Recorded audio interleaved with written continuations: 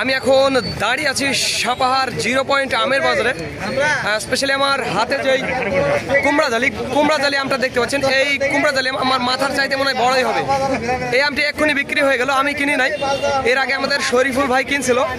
এই আমটি কি দরদামে বিক্রি হলো? প্রায় 2 কেজির মতো হবে না, এটা 1.5 কেজির মতো আর কি হবে। এবং কি দরদামে বিক্রি হলো সেটি আমি আপনাদের জানাবো নওগাঁ সাপাহার থেকে।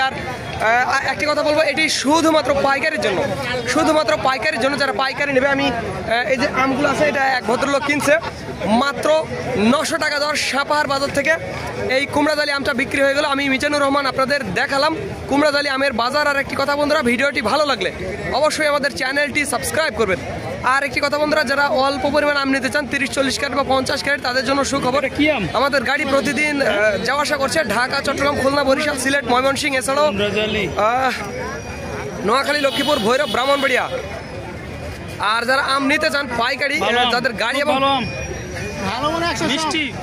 গাড়ি এবং ক্যারেট রয়েছে, তারা আসবেন, এসে আম নিয়ে যাবেন। আমাদের নিজস্ব মিজানুর রহমানের আড়ত রয়েছে, আপনারা আসবেন, এসে আম নিয়ে যাবেন। আর এই দামটি শুধুমাত্র পাইকারির জন্য, একেবারে বিশাল বড় না।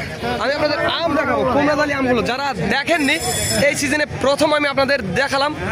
দেখুন, প্রতিটি আম প্রায় 1 কেজির ওপর, 1 কেজির ওপর বরাবর আম, 1 কেজির ওপর। আমার হাত 1.5 কেজির ওপরে এই আমটি রয়েছে। এই আর কি আপনার আম দাদা, এই ভদ্রলোকের আম।